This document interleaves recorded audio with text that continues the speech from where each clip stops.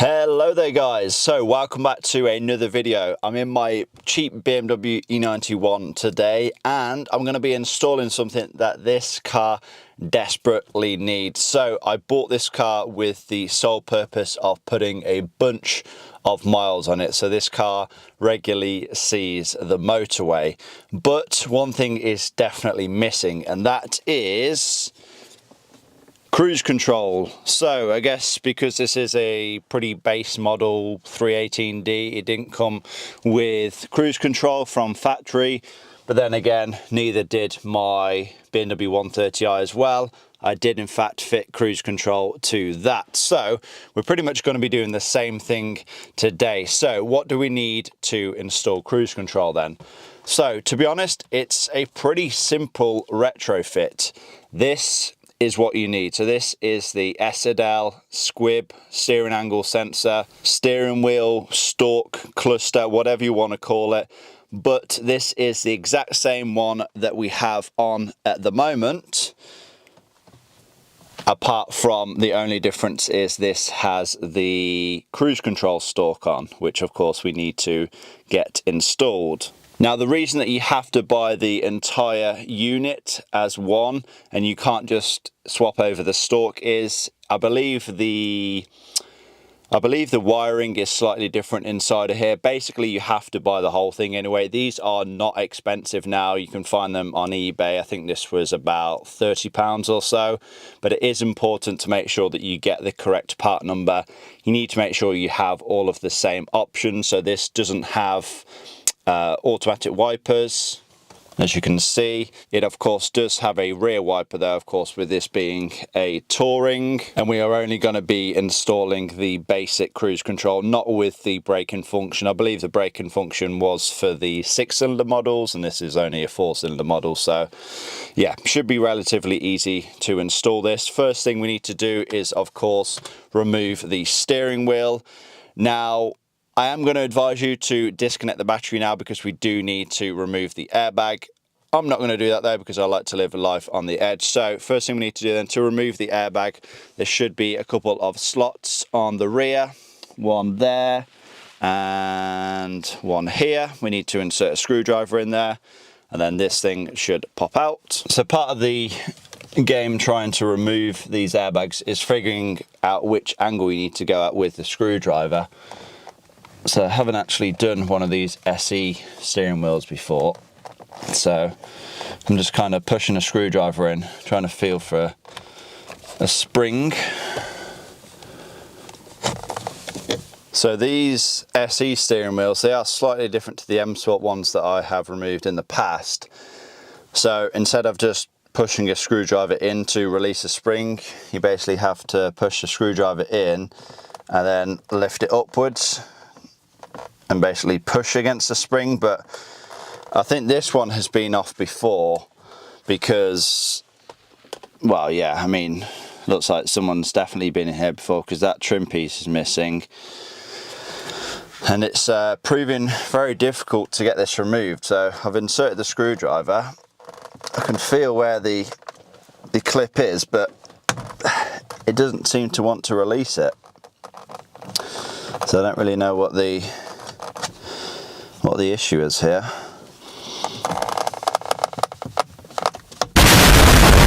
Okay, so we got it popped off. Yeah, that took a good bit of fiddling. It took me a good 10 minutes to get this off. I did notice as well the airbag kind of wasn't sitting right, so I don't know if it was not clipped in properly when this has been taken off before, but yeah, as you can see, it's now off. And we can just disconnect the electrical connector. Hopefully it doesn't go boom.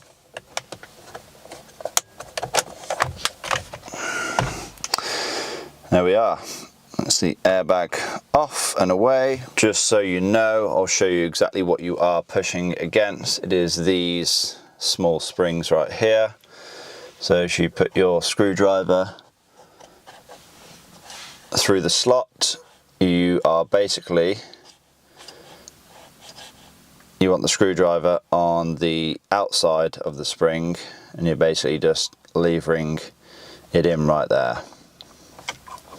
You need to make sure, of course, you get it at the right angle, otherwise it'll just slip off like that. You don't want to go too far because it'll just hit that. It does take quite a bit of force to pop this all the way across. I'll just show it on the other side as well. There you are. Not the easiest thing in the world, but yeah, gets the job done. Now we can remove this center bolt. Should be a 16mm, I believe. Yes, it is a 16mm. And then we will have to disconnect this electrical connector as well. It's for the steering wheel controls, and this should come off. Can only go on one way. On the spline there is a kind of a flat piece that will only go on the flat piece on the steering column itself. So yeah, you don't have to worry about marking them on these BMWs. But now we can get all of the cowling off, so we can access the SZL itself. And it should just be held in by some clips. So I'm just going to get a trim removal tool. There we go.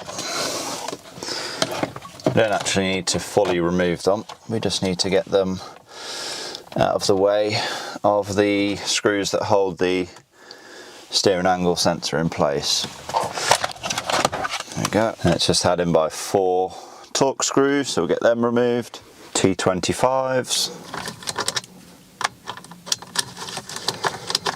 We have to disconnect this one here.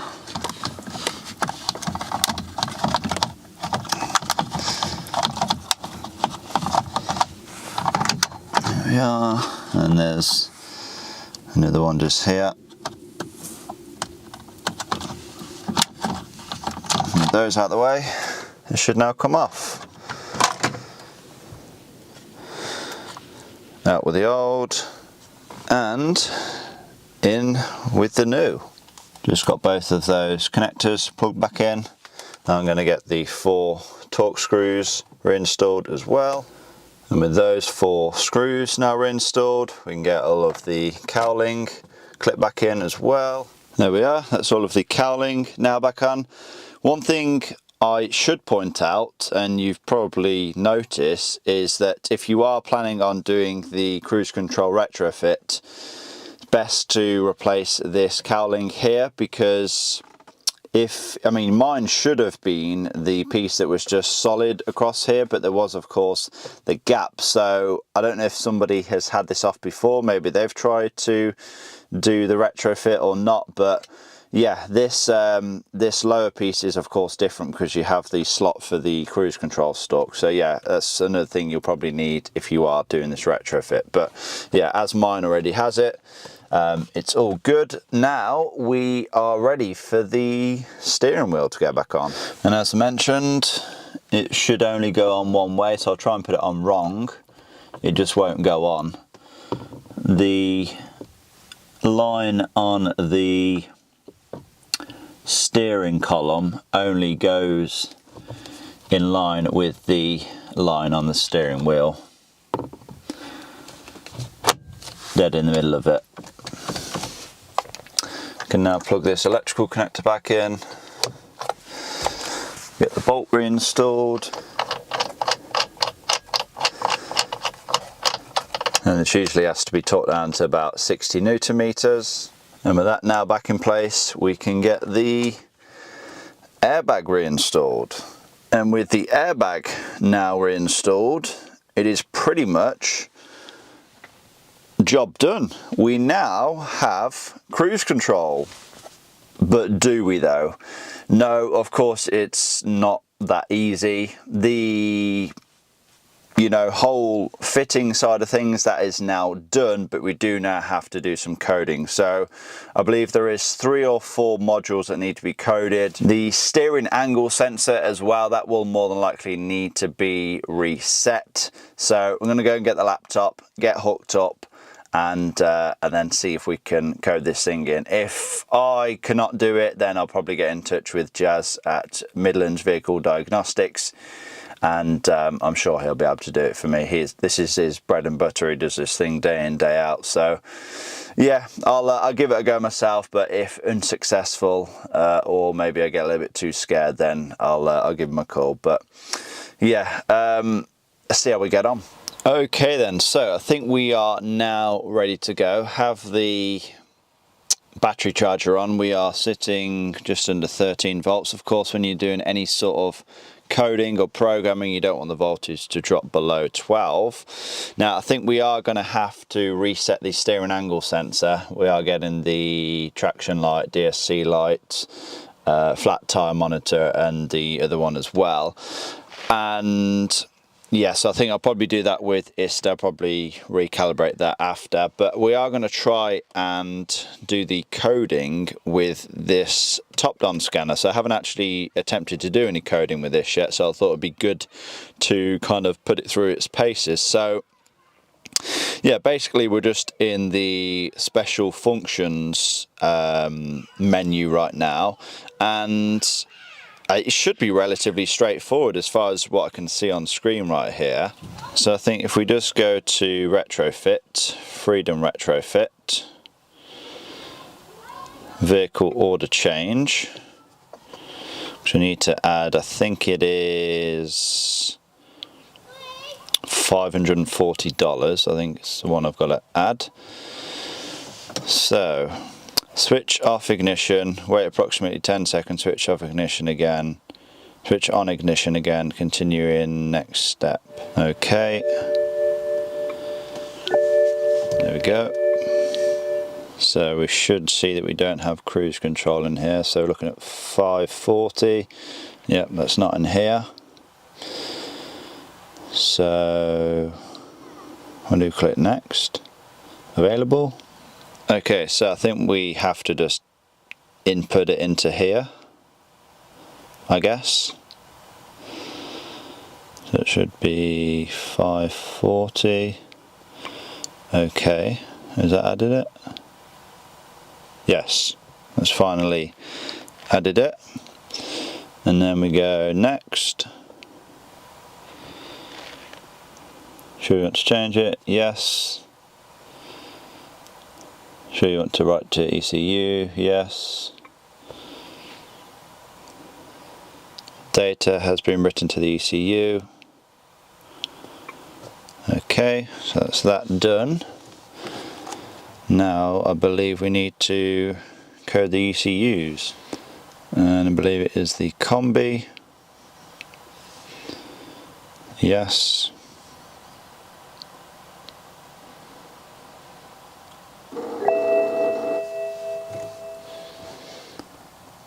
That's the combi done. We then need to do the DSC. Yes.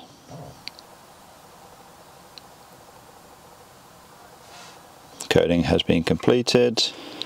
Also need to do the CAS, I believe. Not sure if we do, but we're going to do it anyway. Yes. Been completed. And then I think it's just the DDE. Coding completed. That should be it. I guess now it's just a case of testing it out and seeing if it works. We do need to reset the steering angle sensor first though, so I'll do that on ISTA. Actually, let's not use ISTA. Let's see if we can do it on this scan tool. I'm sure we will be able to. But that should be the coding side of things done, in theory. Okay, and so we're now in the special functions, so we go to steering angle sensor adjustment, continue, continue,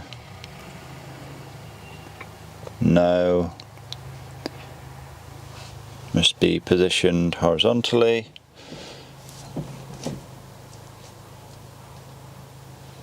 that looks good to me, continue, continue, adjustment in progress. Hopefully we should see these lights go out. Yep, they've just gone out. Adjustment of the steering angle sensor was successful. Continue.